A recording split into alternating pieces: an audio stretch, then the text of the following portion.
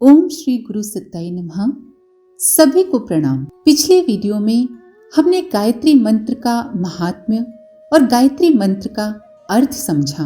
मार्कंडेय ऋषि ने भी कहा है कि गायत्री जप जैसे बने वैसे करने से भी मनुष्य को पवित्र कर उसकी सभी कामनाएं सफल बना देता है।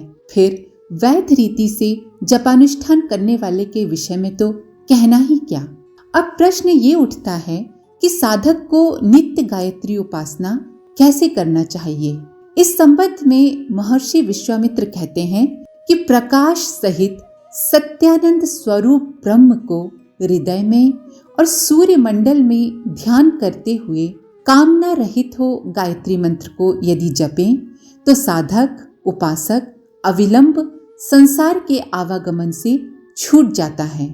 जहाँ तक गायत्री उपासना का प्रश्न है तो शास्त्रों में त्रिकाल संध्या वंदन का उपदेश किया गया है।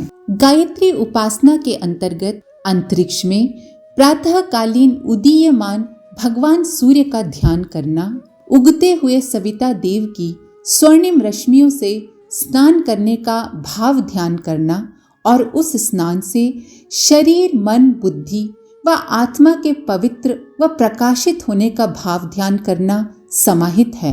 फिर अंतरिक्ष में उगते हुए सूर्य के मध्य अक्षर रूप में प्रकाशित गायत्री महामंत्र का दर्शन करना अथवा उगते हुए सूर्य के मध्य में सगुण साकार रूप में प्रकट व प्रकाशित हो रही आद्य शक्ति गायत्री माता का दर्शन करना और फिर उस उदीयमान सूर्य को अपने हृदय रूपी गुफा में स्थित आत्मा में उदीयमान होने का भाव ध्यान करना व साथ ही साथ गायत्री महामंत्र का अर्थ चिंतन करते हुए मानसिक रूप से गायत्री मंत्र का जाप करना बड़ी ही प्रभावकारी उपासना है।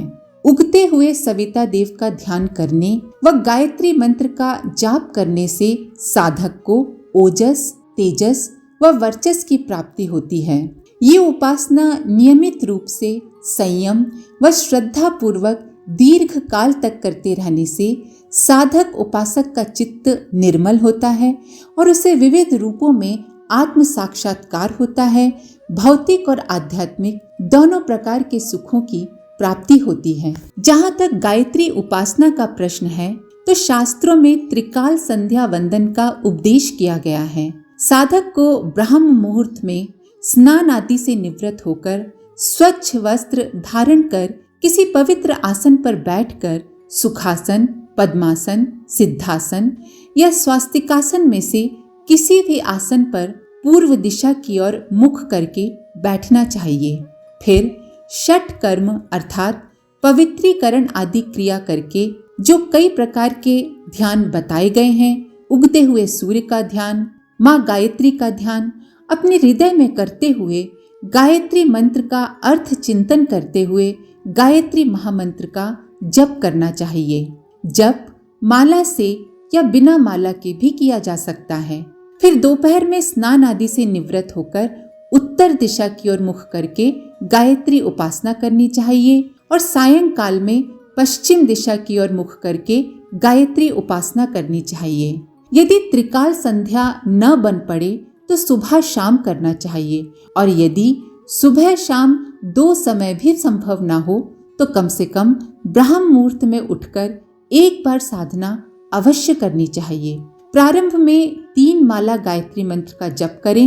एक माला जप पूर्ण होने में लगभग 5 से 7 मिनट का समय लगता है। माला की संख्या धीरे धीरे बढ़ाते रहना चाहिए, जैसे 3, 7, 11, 21, 27 माला। बिना माला के साधना का समय 15 मिनट से प्रारंभ कर अपनी स्थिति व सुविधानुसार घंटों तक बढ़ाया जा सकता है।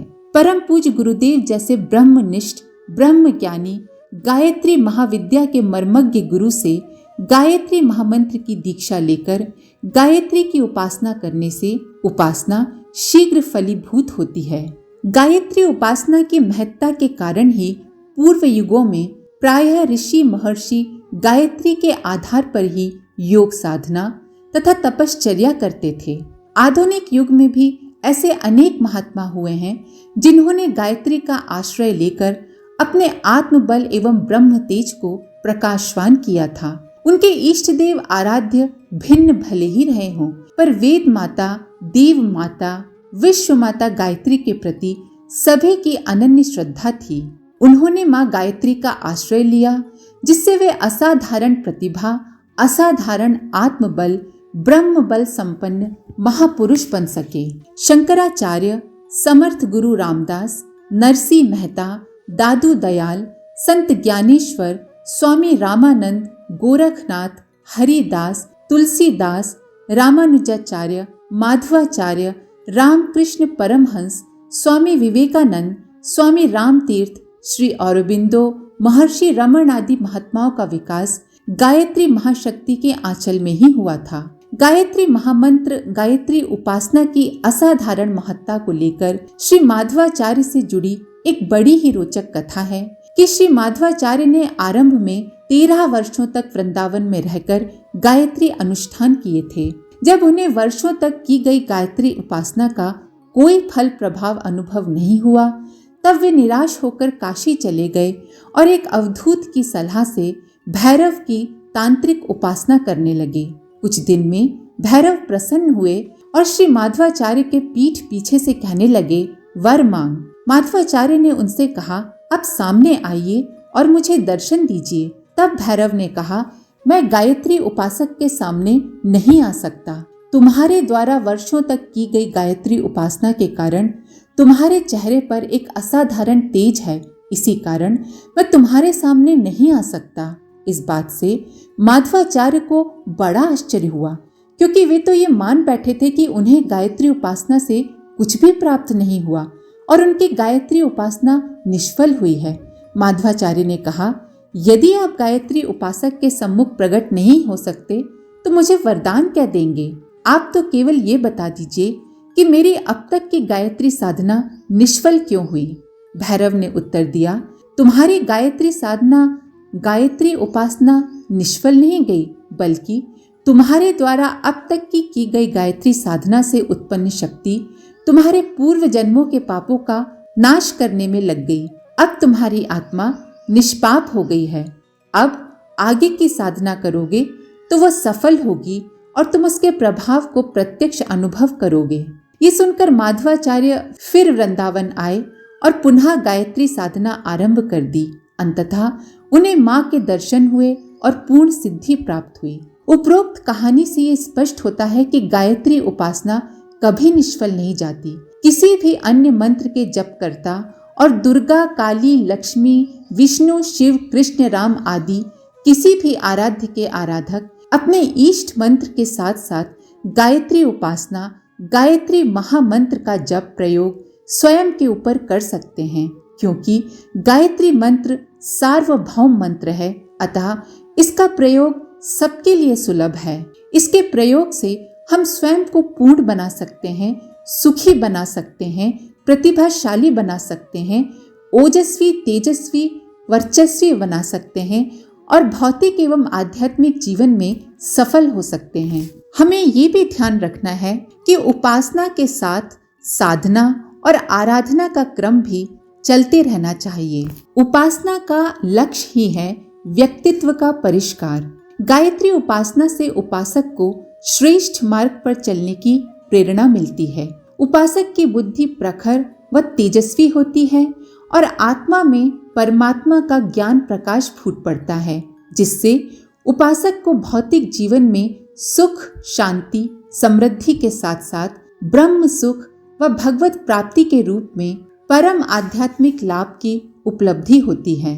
परम पूज्य गुरुदेव के अनुसार उपासना का अभिप्राय है उपास्य के पास होना, उपास्य की समीपता का अनुभव करना। उपास्य में तन्मय होने का अभिप्राय है उच्च स्तरीय आदर्शों एवं सिद्धांतों में लीन हो जाना और उनके अनुरूप आचरण करना। उपासना द्वारा व्यक्ति निर्माण की ये मनोवैज्ञानिक प्रक्रिया चलती रहती है, जिससे व्यक्ति को पूर्णता की प्राप्ति होती है।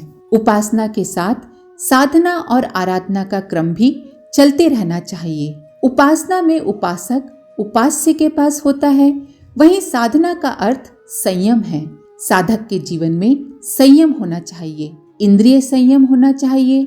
साधक को सात्विक आहार ग्रहण करना चाहिए, अशुभ, बुरे और पाप कर्मों से दूर रहना चाहिए। आराधना का अर्थ है सेवा। किसकी सेवा? विश्व ब्रह्मांड के रूप में अभिव्यक्त हो रहे ईश्वर की सेवा, जीवों की सेवा, प्राणियों की सेवा, नर और नारी के रूप में अभिव्यक्त हो रहे नारायण की सेवा। इस प्रकार उपासना, साधना, आराधना के त्रिवेणी संगम में नित्य स्नान करते रहने से साधक को वो सब कुछ प्राप्त हो जाता है जो बड़ी बड़ी कष्ट साध्य साधनाओं से भी प्राप्त नहीं हो पाता।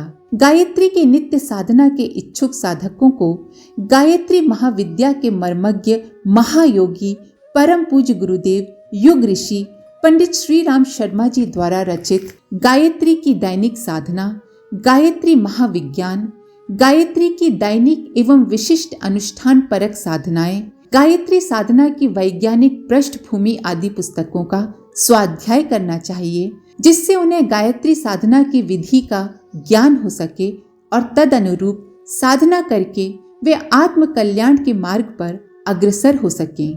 गायत्री साधना के इच्छुक साधकों के लिए गायत्री शक्ति की घनीभूत आध्यात्मिक ऊर्जा से ओतप्रोत गायत्री तपोभूमि मथुरा व गायत्री तीर्थ शांति कुंज में आकर परम पूज्य गुरुदेव की सूक्ष्म सत्ता से दीक्षित होकर 9 दिवसीय साधना सत्र संपन्न करना विशेष रूप से लाभप्रद व उपयोगी है। इसीलिए गायत्री तीर्थ शांति कुंज की दिव्य ऊर्जा में वर्ष में 1 या 2 बार आकर साधना एवं अनुष्ठान करना साधकों के लिए विशेष उपयोगी और महत्वपूर्ण है। आज के लिए इतना ही। अपने विचार कमेंट बॉक्स में जरूर लिखें। आप सभी का धन्यवाद। ओम शांति। हमारे YouTube चैनल को सब्सक्राइब करें और बेल आइकन को दबाकर ऑल पर क्लिक करें ताकि आने वाले सभी वीडियोस की नोटिफिकेशन आपको मिलती रहे।